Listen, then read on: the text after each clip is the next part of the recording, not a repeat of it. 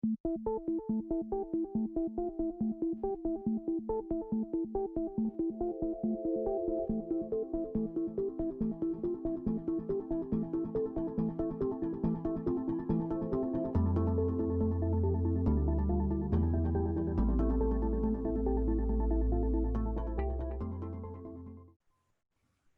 right. Hey, Mike, how you doing today? I'm great. How are you, Gordon? I'm doing terrific. We have an exciting session right now for our participants with Mike Poulos, who runs Marsh Advisory, been around the Marsh and McLennan family for 27 years, helping our clients think around the corner. So he is the one to help us think about shock events. How do we think about them? How do we predict them? How do we become better at managing shock events in the future? So let's jump in, Mike. First question, COVID's come along. COVID's a teacher for us. It's teaching us all kinds of things. What would you say in your own experience personally? What has it been teaching you? I would say this is the second big crisis in the last sort of 12 years. And one of the things that I'm really struck by is the degree to which the response to the crisis around the world has been shaped by the experience of the policymakers in different places. And to just take an example, I think that Asia over the last 20 years has had much more of experience in managing epidemic outbreaks. And that it has allowed them to be much more front-footed in places like Korea, where there was not just the sort of the policy expertise, but also the political willingness on the part of the citizens to engage in things like invasive testing and contact tracing. That I think in the U.S., for instance, where we really haven't had outbreak like this since at least '68,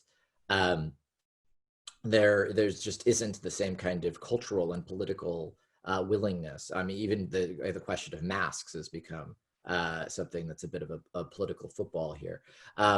But conversely, I think that in the West and in the US in particular, the experience that we had during the global financial crisis really equipped policymakers here to be extremely adroit and front-footed with respect to managing the economic fallout resulting from the shutdown. And if you look at the amount of central bank activity that happened in the first weeks of this crisis, we had more Fed intervention in the first 6 weeks of this crisis than we did in the first 2 years of the global financial crisis. So from that perspective, I think it really has been striking to me to see how much policymakers have had their prior experience shape the reaction to this one. How do global corporations with entities all over the world manage a cohesive response if each region, each policymaker in that particular area has a unique worldview? I mean, I think it's hard. In a way, I think global players have an advantage in that they have tendrils out in all the different geographies. If they take advantage of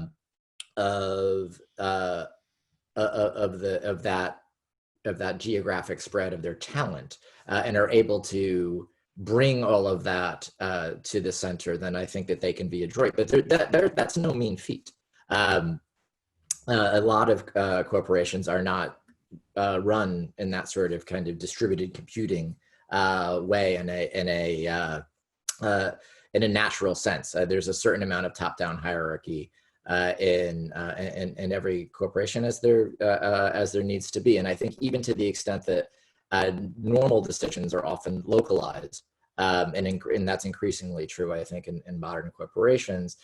When a crisis happens, the CEO knows that it's really his reputation, potentially his job is on the line, and he has ultimate responsibility for shaping the reaction of the overall entity to the crisis. And so I think that you tend to have a reaction that is very much shaped by that CEO's experience, unless he has sort of set, or she has really put the the mechanisms in place to gather information quickly from a diverse network.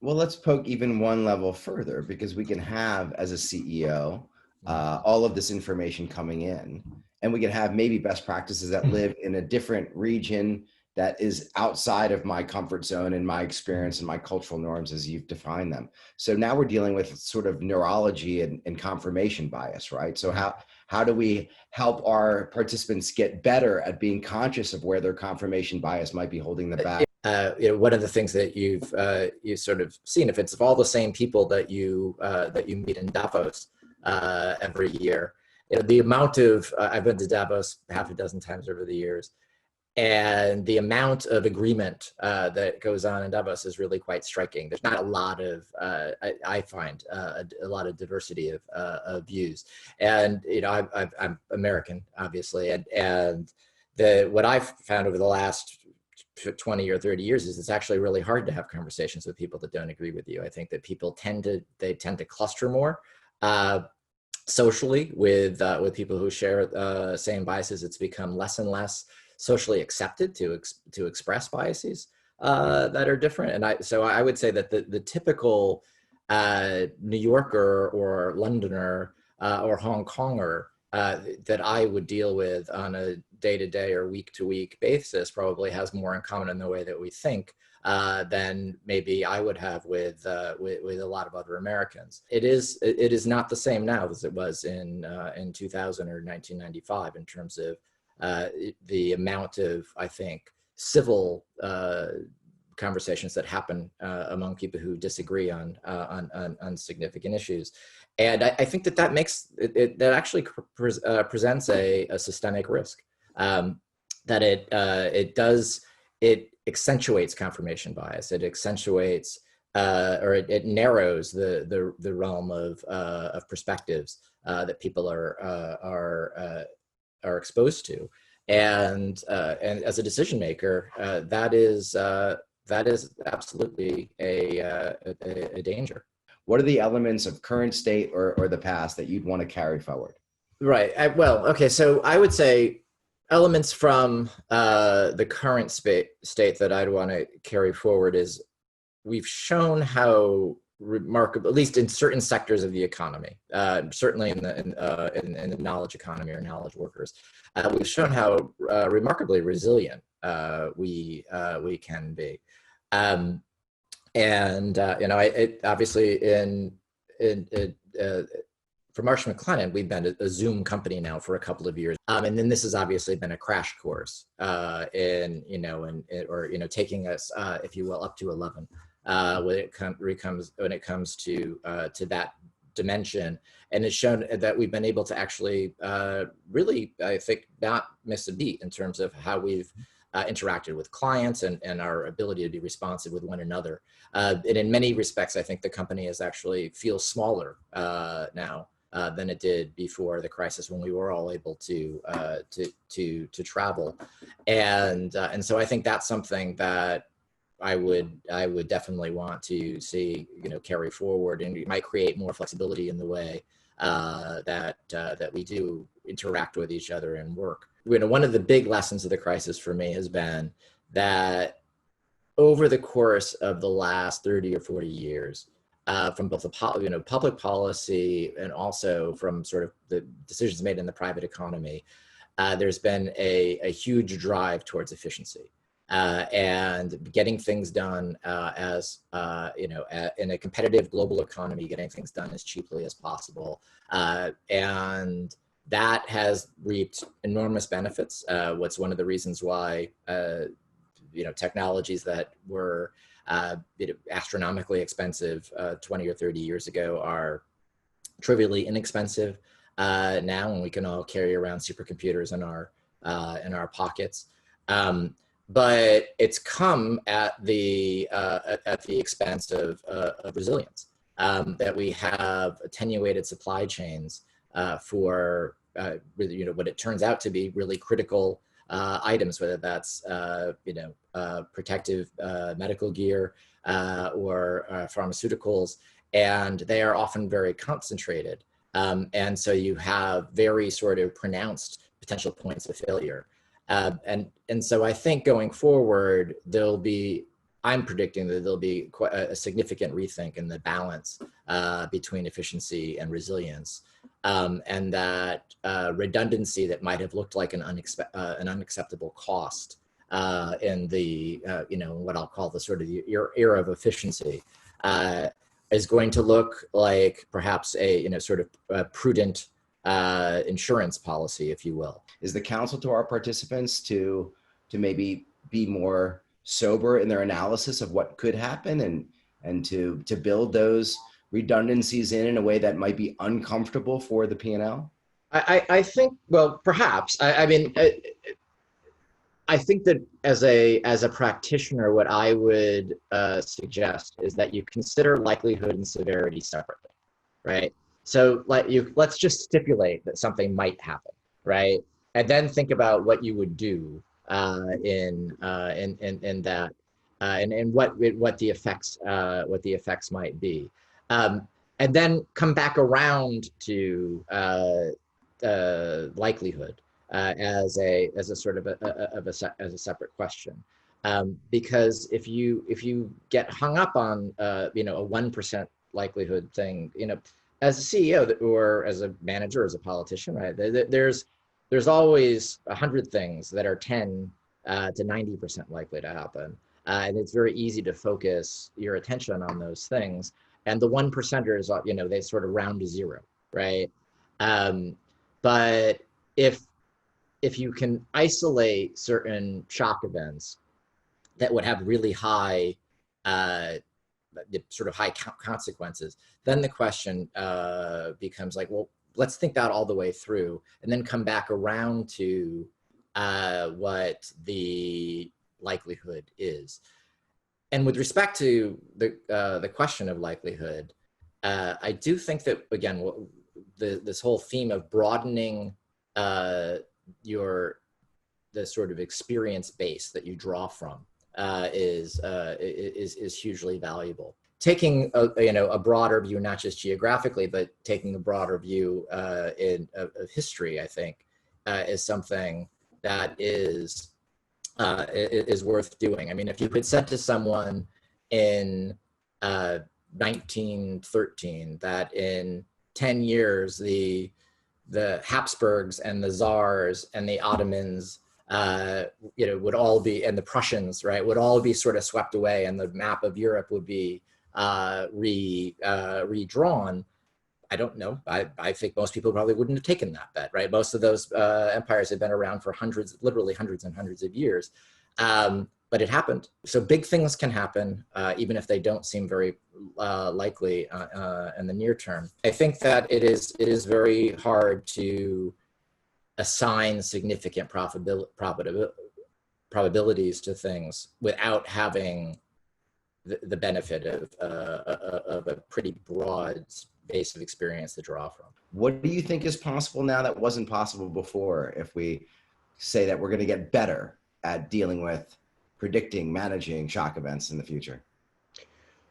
Well, I think that what's possible now is that people might be just a little bit more open-minded. I remember not long after 9/11, John McCain made a statement that the fundamental failure in preventing 9/11 was a failure of imagination. And I think that in this instance, you could apply that very lesson here, right? And I think that this could be that what might be possible is that people's will be willing to be more imaginative and creative about both the range of shock events and their potential significance. And I think that there's a huge amount of cognitive bias around sort of extrapolating trends, especially trends that have gone on for a long time, say 10 or 20 or 30 years, and sort of extrapolating those off to the horizon. And making often as I've been a management consultant for a long time in one form or another, there's always a lot of talk of megatrends, right? Well, what if megatrends were particular megatrends were interrupted, right? We were already seeing a nascent sort of likelihood of interruption and globalization, economic globalization before COVID. We're going to see more of that now. Like, what are the other big trends that we think might potentially be that might potentially be different in the future? Is the rise of China inevitable? And what is the is it inevitable that China will remain a totalitarian communist state, or is there possibility of opening China? What are the big mega trends that could go the other way, or could be interrupted, or could be shifted in some way? I think there's a lot more openness to thinking about those issues, and with sort of fewer constraints, if you will, around how things might develop. What would be some guiding thoughts that you have in terms of principles that our leaders can take going forward to be more effective in this domain?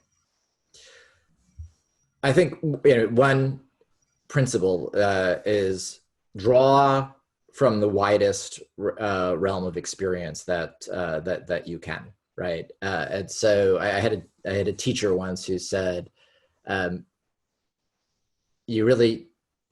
everyone should be expected to learn from his own mistakes, but if the brightest people learn from other people's mistakes, right? I think if you can draw from the experience of others, whether again those are other people who have just had different experiences that are contemporaries, or draw from the lessons of history, I think that is going to become more and more important over time. So and I think that's a sort of specific case of just being as open-minded as possible, and encouraging as a leader in an organization, any kind of organization, encouraging diversity of thought. I mean, diversity is obviously a huge watchword these days in many spheres of society. We don't often mean diversity of thought. We often mean a bunch of people from different backgrounds who all think the same way and agree on a lot of the big issues and how problems should be approached. And so having true diversity of opinions and experiences, I think, is truly critical.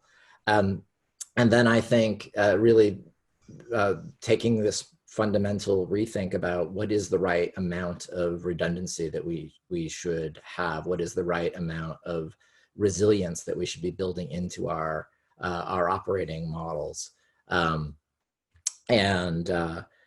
what are trying to very actively uncover what the sort of potential points of failure are in your operating model. It almost sort of divorced from like what might be the disruptor, right? Because we might not be able to anticipate what the disruptor is, but if you know what your points of weakness are, you can try to shore them up and be ready. What are your calls to action for our participants when it comes to this particular area? I guess I would say just look at the world through a wide lens. And gather as much information as you can from as many sources as you can. Think about a broad range of eventualities in terms of how the world might develop and what that means for your business, and that will make you more nimble in any sort of environment going forward. If you enjoyed this talk, there's more for you to explore.